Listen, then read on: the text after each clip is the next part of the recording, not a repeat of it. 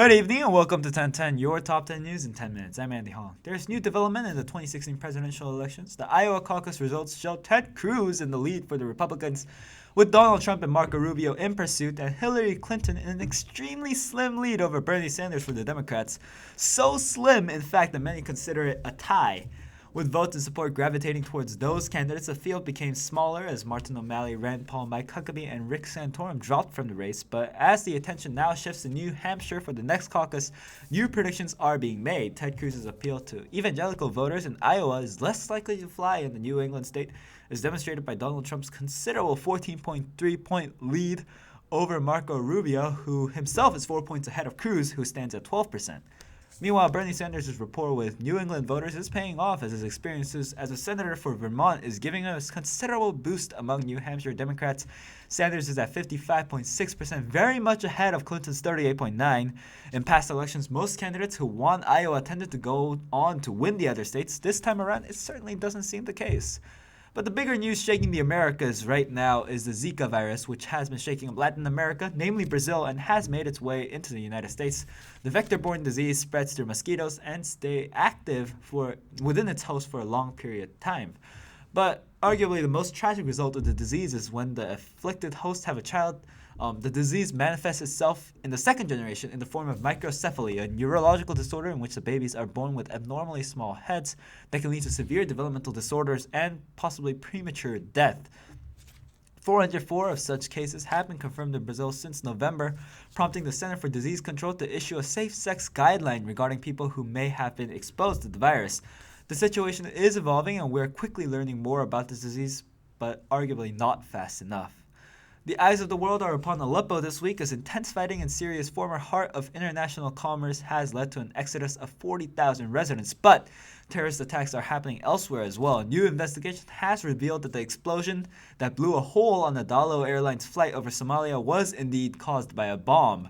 The explosion and subsequent hole sucked out a passenger from the Airbus A321 at 11,000 feet, killing the man and injured two others. Fortunately, the plane landed safely afterwards. Authorities suspect that the bomb was hidden inside a laptop, but no group has claimed responsibility for the attack.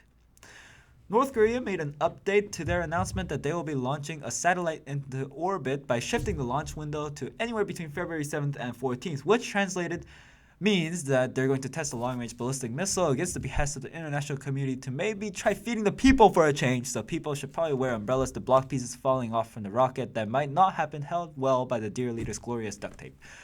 What does concern defense experts is that the announcement comes shortly after their fourth nuclear test, and given their tendency to pair rocket launches with nuclear experiments, it's a clear indication that they're working hard on developing an intercontinental ballistic missile, usually known as an ICBM. And we just got an update that North Korea did, in fact, launch their rocket and flew over southern Okinawa as I'm speaking, so yay for the mobile updates, and we'll have more updates on this latest launch. Down south, the Taiwanese city of Tainan, a home to 1.9 million people, was struck by a 6.4 magnitude earthquake on Saturday morning. This particular earthquake killed 14, injured 484, and even collapsed the Weiguan Jinlong building, a 16-story apartment. More than 200 people were rescued from the demonstrators. Officials have announced that more than 60 people in the city remain hospitalized and 7 other buildings have been damaged, while more than 1,500 people are involved in rescue efforts. Unfortunate, as people were getting ready to celebrate the Lunar New Year. After concerns from the residents about the safety of the buildings, the mayor of Tainan announced that he will order a probe, and officials, including the country's interior minister, announced that they will conduct a full investigation of the apartment collapse. Speaking of collapses, there is devastating news from New York City as a construction crane collapsed into the streets, killing a pedestrian and injuring 3 others. The construction workers were lowering the crane and advising traffic to avoid the area. However, the crane fell into an intersection 10 blocks north of the World Trade Center, smashing several cars. Bay Crane Services, the owner of the crane, has been reported to be cited 4 times since 2011 for safety violations. There has been no confirmation to why the crane fell, and officials agreed to a news conference to discuss the city's response and recovery actions. To the west, there has been 4 casualties at a shootout in South Texas. The shootout led to a standoff with police in front of a small mobile home park. Shots were fired against the sheriff's deputies, while Border Patrol agents and the Texas Department of Public Safety had assisted in the standoff. The standoff ceased at 1:30 p.m. Eastern Time, more than 19 hours after the original call. While President Obama is about to request Congress for doubling the spending on clean energy, it seems like Congress has something else on its mind. Martin Shkreli, the poster boy of Wall Street greed, who was blasted for price gouging of life-saving drugs and recently arrested for fraud charges, was brought before a bipartisan committee for federal criminal indictment where he pleaded the fifth and remained silent for the whole time. Of course, many continue to slam Shkreli for his smirk and nonchalant attitude toward the hearing, but some, such as columnist Max Neeson from the Bloomberg Gadfly, saw the hearing as a case of transparency rather than outrage. To Neeson, Congress seemed more interested in doing some, to quote his article, righteous on-camera yelling than focusing on the healthcare system and the root cause, showing a remarkable ignorance in the system. Perhaps, according to him, Shkreli had a point when he tweeted afterwards that Congress is filled with imbeciles. But even if true, it doesn't change the fact that he is an all-around disgusting human being. Return of the Kings, a misogynistic group that planned to hold protests around the world, has cancelled its meeting after widespread public outcry, including government officials.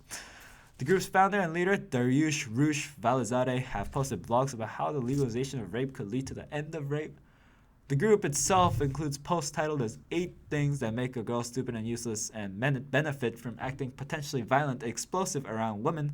In one of Rush's posts titled How to Stop Rape, he talks about how women would be more protective of their bodies and how they would not be unchaperoned if rape was legalized. However, Rush tweeted on Wednesday that his post, How to Stop Rape, was a satire and how he and his followers have no intention for rape to be legalized. Despite Rush's claims, several city officials have spoken out against the group and Rush's actions, with right cause, of course. Australia's top immigration official called an emergency meeting to discuss whether or not to allow Rush into the country. Why are we even allowing him on this planet? Like, Obama, do something. NASA, come on.